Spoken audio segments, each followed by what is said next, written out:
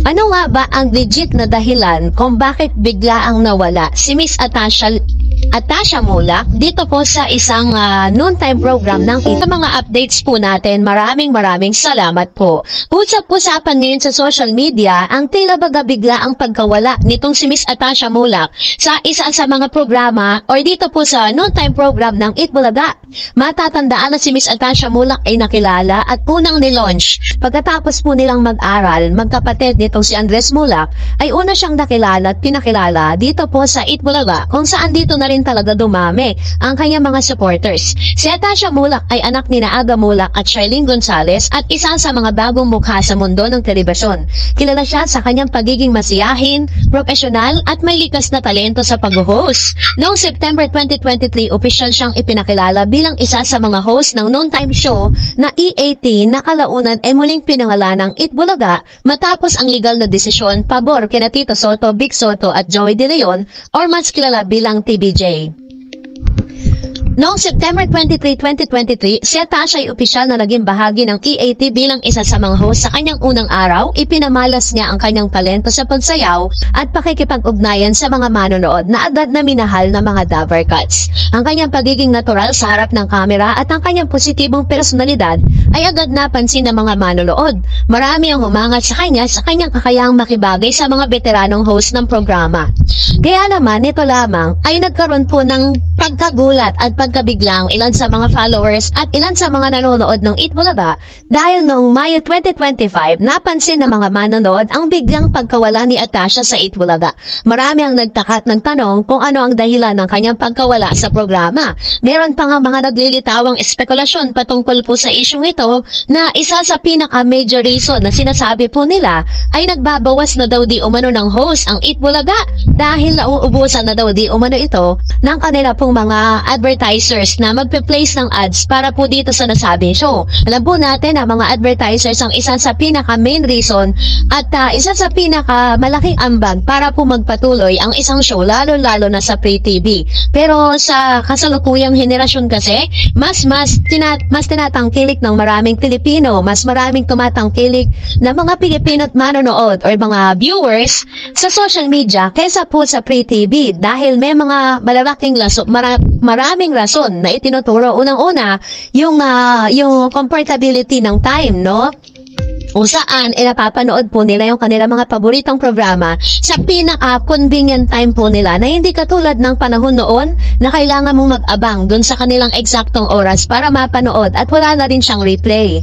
Pero sa social media kung saan talagang nagbo-boom po ang industriyang ito, mas marami na po talaga ang mas nag-aabang dito po sa kanilang mga social media accounts like YouTube, Facebook, Twitter at kung saan-saan pang platform.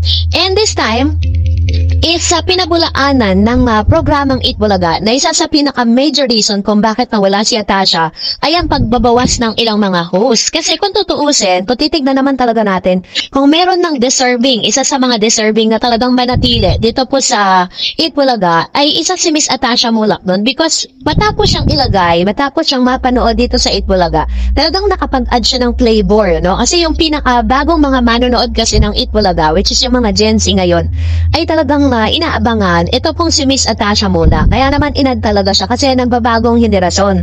Nagbabago ang mga viewers kaya po isa siya sa mga add-on. Pero nitong mga nakarang araw lang ay ipinaliwanag ng kanilang direktor, ng kanilang producer ang pinaka-legit na rason. Ayon kay Direk Derek Cabrido, ang direktor ng Philippine Adaptation ng Bad Genius, ang dahilan ng pagkawala ni Atasha sa Itbulaga ay dahil sa conflict ng schedule. Sa kasalukuyan, nakatuon si Atasha sa kanyang papel bilang lead star sa nasabing serye. So, ibig sabihin pala, hindi po talaga siya totally tinanggal, inalis, kinik out dito po sa nasabing show dahil yun na lumalabas parang wala naman daw ang bag, no? Sabi ng mga bashers. Si Miss Atasha Mulak dito sa Itbulaga. Kaya daw siya tinanggal. Pero ang totoong rason niyan is meron po kasi siyang ginagawang isang adaptation film. Ito po yung Bad Genius. So, ang Bad Genius, siya po kasi yung pinaka-lead star dito. So, kailangan nga talagang tutukan to dahil this is gonna be the first movie of Miss Atasha Mulak. Ang Bad Genius ay isang adaptation na sikat na Thai film noong 2017. Si Atasha ay gaganap bilang pangunahing karakter sa serye na inaasahang ipapalabas sa streaming platform ng The Viva One. So, may sarili kasi, diba si Miss Atasha kasi talent po siya ng Viva eh. So, kaya po talagang mas pinapriority ng kanyang management yung kanyang first serye. No, sa kabila ng kanyang pagiging baguhan sa industriya, ipinakita ni Atasha ang kanyang dedikasyon sa pag-arte. Ayon sa mga ulat, masigasig siyang nagsasanay at nagpapakadalubhasa sa kanyang bagong papel. Marami namang mga tagahanga ang nagpahayag kay Atasha at sa kanyang bagong proyekto sa social media, nakikita ang mga positibong komento at pagbati para sa kanyang tagumpay. Bagamat wala pang konfirmasyon kung kailan babalik. Ibig sabihin, hindi po siya tinanggal at there's a possibility na makabalik pa rin si Atasha Mulak matapos na lang pong i-taping or i-shooting. Ito pong nasabing Bad Genius na serye na mapapanood po sa Viva One na streaming platform. So, ito po yung isa sa mga confirmation na hindi po siya tinanggal, hindi siya inalis, bagkos pagkatapos ang kanyang project ay ibabalik po siya. Ang biglang pagkawala ni Atasha Mulak sa Itbulagay, isang hakbang patungo sa kanyang pagkulad bilang isang artista. Sa kanyang bagong proyekto na Bad Genius, ipinapakita niya ang kanyang kakayahan at dedikasyon sa sining ng pag-arte. Bagamat pansamantalang nawala sa noontime show, nananatiling bukas naman ang posibilidad ng kanyang pagbabalik at inaabangan ng kanyang mga tagahanga. So, malinaw po yan.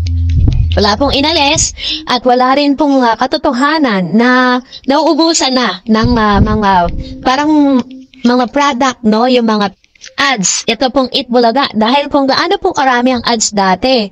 Hanggang sa ngayon ay nananatili pa ring loyal sa Itbulaga. Kasi nga naman, 'di ba, hindi naman talaga nalalaos, talagang although mas mataas pa rin ang possibility or marami pa rin talaga ang nanonood online sa It's Showtime.